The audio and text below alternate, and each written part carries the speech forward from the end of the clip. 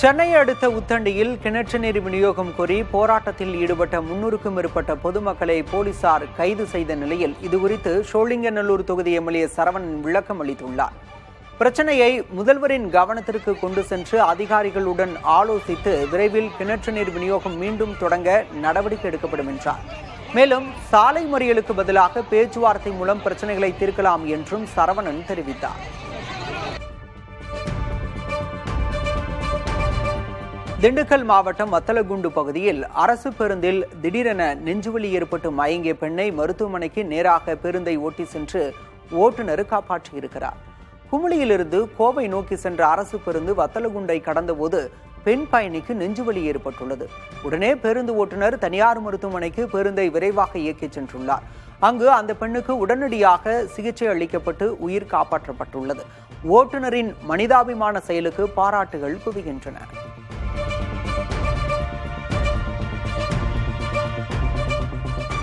கன்னியாகுமரி முதல் தூத்துக்குடி வரை கடற்கரை தூய்மை இயக்கத்தை வீத லீடர்ஸ் அமைப்பின் தலைவர் அண்ணாமலை தொடங்கி வைத்தார். சுற்றுச்சூழல் விழிப்புணர்வை முன்னிறுத்தி 365 நாட்கள் இந்த இயக்கம் நடைபெறும் என்று தெரிவிக்கப்பட்டுள்ளது. கன்னியாகுமரி, உவரி, குலசேகரப்பட்டினம் உள்ளிட்ட கடற்கரைகளில் தூய்மை பணிகளை தொடங்கிய அண்ணாமலை பின்னர் தூத்துக்குடி திரேஸ்புரத்தில் நடைபெற்ற நிகழ்ச்சியில் பங்கேற்றார். அப்போது பலத்த மழை பெய்தபோதும் பொதுமக்கள் மத்தியில் அவர் உரையாற்றினார். மழையையும் பொருட்படுத்தாமல் பொதுமக்கள் நிகழ்ச்சியில் பங்கேற்றனர். காதலும் அன்பும் வாழ்நாள் முழுவதும் தொடர வேண்டும் என்று நடிகர் சூர்யா கூறியுள்ளார். கோவை தனியார் கல்லூரியில் நடைபெற்ற விஸ்வநாதன் சன்ஸ் திரைப்படத்தின் இசை வெளியீட்டு விழாவில் பேசிய சூர்யா, காதல் என்பது திருமணம் வரை மட்டுமல்ல, வாழ்நாள் முழுவதும் தொடர வேண்டும் என்றார். பெண்களின் வெற்றிக்கு ஆண்கள் உரிய மரியாதை கொடுத்து அவர்களின் வளர்ச்சிக்கு என்றும் உறுதுணையாக நிற்க வேண்டும் என்றும் சூர்யா கூறினார். ஆகஸ்ட் 14ஆம் தேதி வெளியாகும் விஸ்வநாத் அண்ட் சன்ஸ் திரைப்படம் ரசிகர்களை நிச்சயம் மகிழ்விக்கும் என்றும் சூர்யா தெரிவித்துள்ளார். This love means a lot. I think love should be everlasting. கல்யாணத்துக்கு முன்னாடி தாலி கட்டுற வரைக்கும் கிடையாது. தினம் தினம் லவ் பண்ணணும். விஷயங்கள் வாழ்க்கையில மாறிட்டே இருக்கும். பட் அந்த அன்பு, அவங்க மேல இருக்கிற காதல், அது மாறவே கூடாது. கல்யாணம் ஆச்சுன்னா, ஒரு குழந்தை பிறக்குதுன்னா, வீடை பார்த்துக்கணும்னா, எல்லாத்தையும் காம்ப்ரமைஸ் பண்றது பெண்கள் மட்டும்தான் பண்றாங்க. ஸோ அவங்களோட வெற்றிக்கு 10 மடங்கு இல்லை, 100 மடங்கு சல்யூட் அடிச்சு மரியாதை கொடுங்க அவங்களோட வெற்றிக்கு. முடிஞ்ச வரைக்கும் அது கூடயே நில்லுங்க அப்படின்னு நான் சொல்லுவேன். லவ் விட மரியாதை இன்னும் அதிகமாக கொடுங்கன்னு சொல்லுவேன். ஆடிப்பெருக்கு விழாவை முன்னிட்டு ஈரோடு மாவட்டம் பவானி கூடுதுறையில் ஆயிரக்கணக்கான பக்தர்கள் புனித நீராடி வழிபாடு செய்தனர். காவிரி, பவானி மற்றும் அமுத நதி சங்கமிக்கும் இந்த தலத்தில் ஆடிப்பெருக்கையொட்டி குவிந்த புதுமண தம்பதிகள் புதிய தாலி மாற்றிக்கொண்டு காவிரி தாய்க்கு சிறப்பு பூஜைகள் செய்தனர். சங்கமேஸ்வரர் ஆலயத்திலும் பக்தர்கள் நீண்ட வரிசையில் நின்று சுவாமி தரிசனம் செய்தனர்.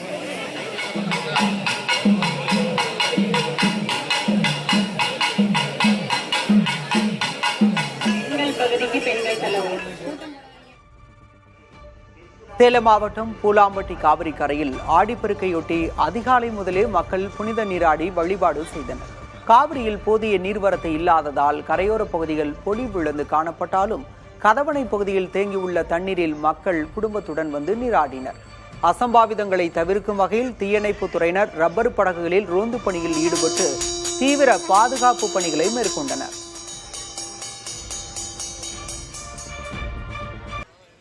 தமிழகம் முழுவதும் ஆடிப்பெருக்கு விழா கொண்டாடப்பட்டது. திருச்சி ஸ்ரீரங்கம் அம்மா மண்டபம் படித்துறையில் ஆடிப்பெருக்கு விழாவை கொண்டாட ஆயிரக்கணக்கானோர் குவிந்தனர். புதுமண தம்பதிகள் தாலி கயிற்றை மாற்றிக்கொண்டு வழிபட்டனர். பெண்கள் காவிரி தாய்க்கு சீர்வரிசைகள் சமர்ப்பித்து சிறப்பு வழிபாடுகளை நடத்தினர். மேலும் குடும்பமாக வருகை தந்து கலவை சாதம் படைத்து ஆற்றங்கரையில் மகிழ்ச்சியுடன் உண்டு மகிழ்ந்தனர். ஆற்றில் நீர் இல்லாததால் ஆங்காங்கே ஷவர் வசதியும் ஏற்படுத்தப்பட்டிருந்தது. வழக்கத்தை விட இந்த வாட்டி ரொம்ப தண்ணி கம்மியாக இருக்குது. அதுதான் கொஞ்சம் வருத்தம். ஆனால் எங்களுக்கு ரொம்ப சந்தோஷம். நாங்கள் இங்கே தம்பதிகளாக ஃபங்க்ஷன் இங்கே கொண்டாடுறோம். இந்த வருஷம் நாங்கள் மேரேஜ் பண்ணியிருக்கோண்ணா. அதனால் இந்த வருஷம் ஆடி மாதம் நாங்கள் ஆற்றுல சாமி கும்பிட வந்திருக்கோண்ணா. 2 பேர் இப்போ தான் ஜோடியாக பண்ணியிருக்கோம். நல்லா இருக்குது, சந்தோஷமாக இருக்குது. ஃபர்ஸ்ட் டைம் பண்ணுறோம். திருவையாற்றில் உள்ள காவிரி ஆறு புஷ்ய மண்டப படித்துறையில் வழிபடுவதற்காக பக்தர்கள் குவிந்தனர். போதிய நீர் இல்லாததால் வழக்கத்தை விட காவிரி ஆற்றங்கரையோரம் பொலிவிழந்து காணப்பட்டது. ஆழ்துளை கிணறு மூலம் அமைக்கப்பட்ட குழாயில் பக்தர்கள் நீராடினர். திருவாரூர் தியாகராஜர் கோயில் பின்புறம் அமைந்துள்ள கமலாலய குளத்தில் ஆடிப்பெருக்கு விழா நடைபெற்றது. கோவை பேரூர் படித்துறையில் திரண்ட ஏராளமான பொதுமக்கள் தங்கள் முன்னோர்களுக்கு தர்ப்பணம் கொடுத்து வழிபட்டனர். நொய்யல் ஆறு நீரின்றி வறண்டு காணப்பட்டதால் பேரூராட்சி நிர்வாகம் சார்பில் படித்துறை பகுதியில் தற்காலிக ஷவர் வசதிகள் ஏற்பாடு செய்யப்பட்டுள்ளன.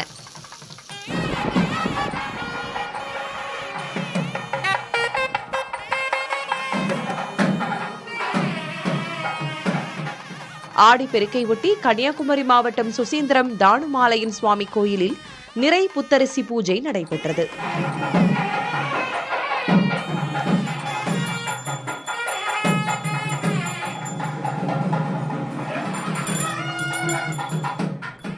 மயிலாடுதுறை காவிரி துலாக்கட்டத்தில் காவிரி அன்னையை கன்னி பெண்ணாக நினைத்து காதோலை, கருமணி, காப்பரிசி, கண்ணாடி வளையல், மஞ்சள், குங்குமம் வைத்து தீபமிட்டு வழிபாடு செய்தனர்.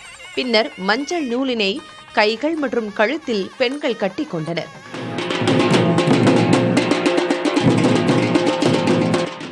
ஆடிப்பெருக்கை ஒட்டி பழனி முருகன் கோயிலில் ஆயிரக்கணக்கான பக்தர்கள் தரிசித்தனர்.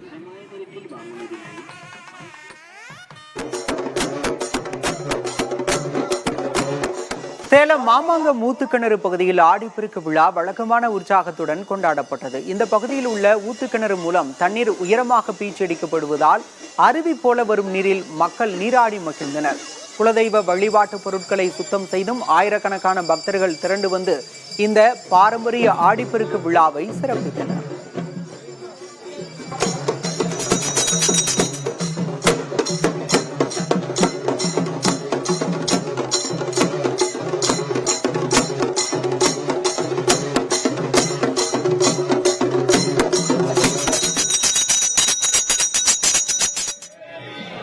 பிரசித்தி பெற்ற சபரிமலை ஐயப்பன் கோயிலில் நிறை புத்தரிசி பூஜை சரண கோஷங்கள் முழங்க வெகு விமரிசையாக நடைபெற்றது.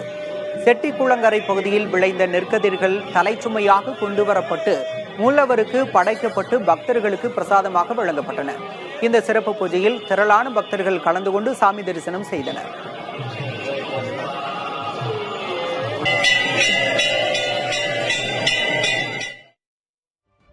விரிவான திட்ட அறிக்கையில் உள்ள குறைபாட்டை சரி செய்தால் மேகதாது அணை திட்டத்தை செயல்படுத்துவதற்கு மத்திய அரசிடமிருந்து எந்த ஆட்சேபனையும் இல்லை என மத்திய ஜல்சக்தி துறை இணையமைச்சர் சோமண்ணா கூறியுள்ளார். கடந்த காலத்தில் ஏற்பட்ட தவறுகள் போல் மீண்டும் நடக்காமல் தடுக்க கர்நாடகா தமிழகம் இடையே ஒப்பந்தத்தை ஏற்படுத்த முதல்வர் சிவக்குமார் பணியாற்றுவார் என தெரிவித்தார். கர்நாடகாவின் நலன் பாதுகாக்கப்பட வேண்டும் என்றும் சோமண்ணா கூறியுள்ளார். கர்நாடகத்தைச் சேர்ந்தவர் மத்திய இணையமைச்சர் சோமண்ணா என்பது குறிப்பிடத்தக்கது.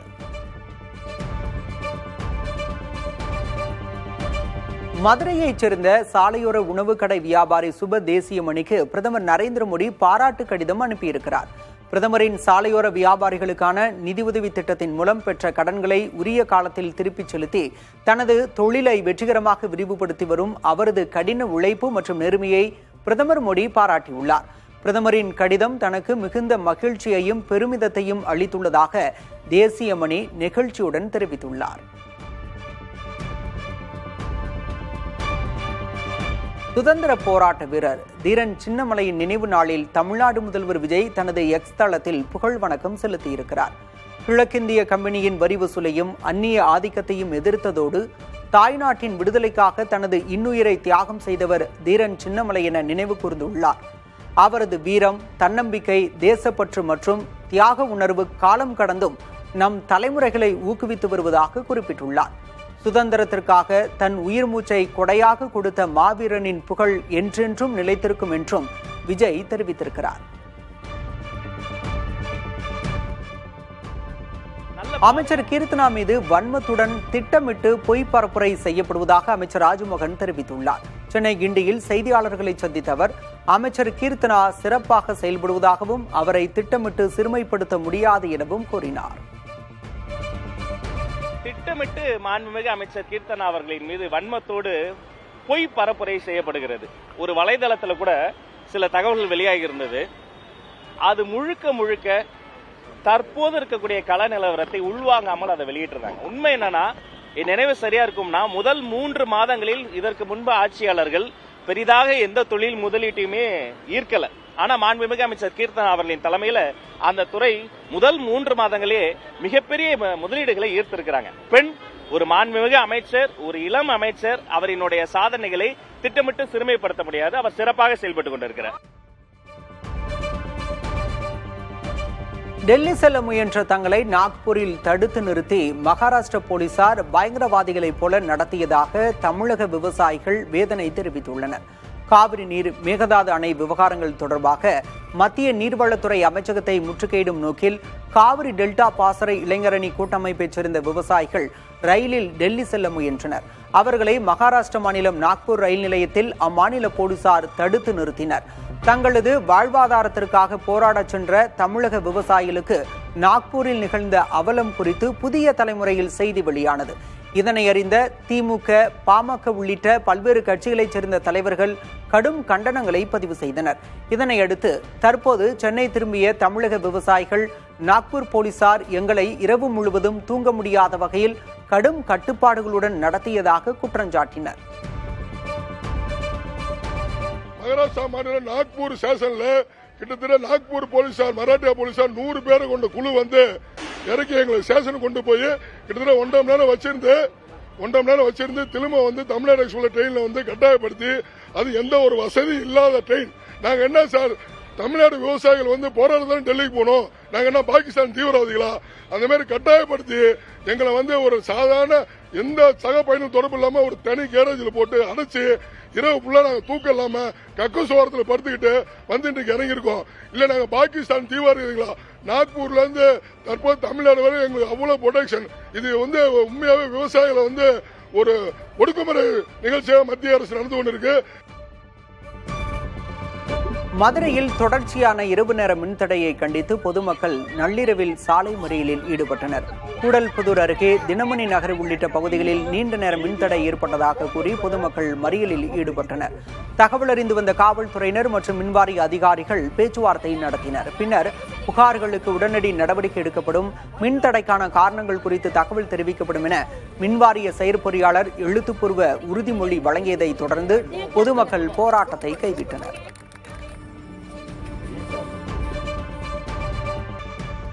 கேரளாவில் தொடரும் கனமழை காரணமாக பல்வேறு மாவட்டங்களில் வெள்ளப்பெருக்கால் மக்கள் அவதியுற்றுள்ளனர். கண்ணூர் மாவட்டம் ஸ்ரீகண்டபுரம் நகராட்சியில் குடியிருப்புகளை வெள்ள நீர் சூழ்ந்திருப்பதால் பொதுமக்கள் வீடுகளுக்கு உள்ளேயே முடங்கி கிடக்கின்றனர். பத்தனம்திட்டா மாவட்டத்தில் நீர்நிலைகள் நிரம்பி வழியும் நிலையில் தீயணைப்பு மற்றும் மீட்பு படையினர் பாதிக்கப்பட்ட மக்களுக்கு தேவையான நிவாரணப் பொருட்களை வழங்கி வருகின்றனர். ஆலப்புழா மாவட்டத்தின் குட்டநாடு மற்றும் மேல் குட்டநாடு பகுதிகளில் வெள்ளப்பெருக்கு ஏற்பட்டுள்ளது. பம்பை மற்றும் அச்சன்கோவில் ஆறுகளில் நீர்மட்டம் உயர்ந்து வருவதால் நிலைமை மோசமாகி வருகிறது. மலப்புரம் மாவட்டத்தில் தொடர் கனமழையால் ஷாலிபார் நதியில் நீர்வரத்து அதிகரித்து அபாய கட்டத்தை எட்டியிருக்கிறது. கரையோரத்தில் வசிக்கும் மக்கள் எச்சரிக்கையாக இருக்கும்படி மாவட்ட நிர்வாகம் அறிவுறுத்தியுள்ளது. கேரளாவில் கனமழை காரணமாக 11 பேர் உயிரிழந்திருப்பதாக அந்த மாநில அரசு அறிவித்திருக்கிறது. 8 பேரை காணவில்லை என்றும் 13 பேர் காயமுற்றுள்ளனர் என்றும் கேரள அரசு தெரிவித்துள்ளது. கர்நாடகாவில் காவிரி நீர்பிடிப்பு பகுதிகளில் தொடர்ந்து கனமழை பெய்து வருகிறது. ஆகும்பே, சிவமொக்கா பகுதிகளில் அதிகபட்சமாக சுமார் 20 சென்டிமீட்டர் மழை பதிவாகியுள்ளது. காவிரி புறப்படும் குடகு மாவட்டத்தில் 6.6 சென்டிமீட்டர் மழை பெய்துள்ளது. கர்நாடகாவின் கடலோர பகுதிகளில் அதி கனமழை தொடரும் என இந்திய வானிலை ஆய்வு மையம் எச்சரித்துள்ளது. தொடர் மழை காரணமாக பல பகுதிகளில் மண்சரிவு ஏற்பட்டு சாலை மற்றும் ரயில் போக்குவரத்து பாதிக்கப்பட்டுள்ளது.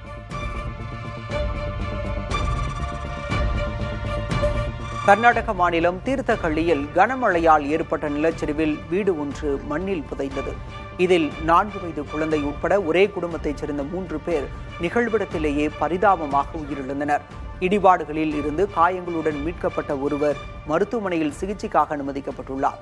தொடர் மழையால் மீட்பு பணிகளில் தொய்வு ஏற்பட்டுள்ளது. இதற்கிடையே மலையோர பகுதிகளில் வசிக்கும் மக்கள் பாதுகாப்பாக இருக்கும்படி மாவட்ட நிர்வாகம் எச்சரித்துள்ளது.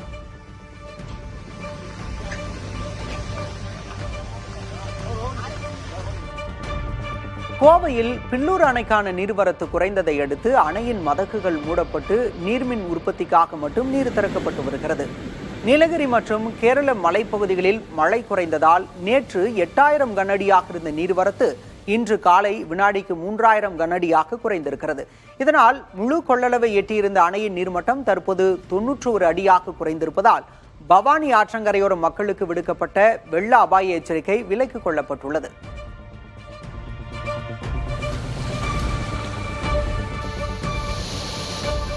மேற்கு தொடர்ச்சி மலைப்பகுதிகளில் பெய்து வரும் தொடர் கனமழை காரணமாக தென்காசி மாவட்டம் குற்றாலத்தில் உள்ள 4 அருவிகளில் குளிக்க தடை விதிக்கப்பட்டுள்ளது. அதன்படி மெயின் அருவி, ஐந்தருவி, சிற்றருவி, பழைய குற்றால அருவிகளில் திடீரென நீர்வரத்து அதிகரித்ததால் பாதுகாப்பு முன்னெச்சரிக்கையாக குளித்துக் கொண்டிருந்த சுற்றுலா பயணிகள் உடனடியாக வெளியேற்றப்பட்டனர். அதே நேரம் தற்போது புலியருவியில் மட்டும் சுற்றுலா பயணிகள் குளிக்க அனுமதி வழங்கப்பட்டுள்ளது.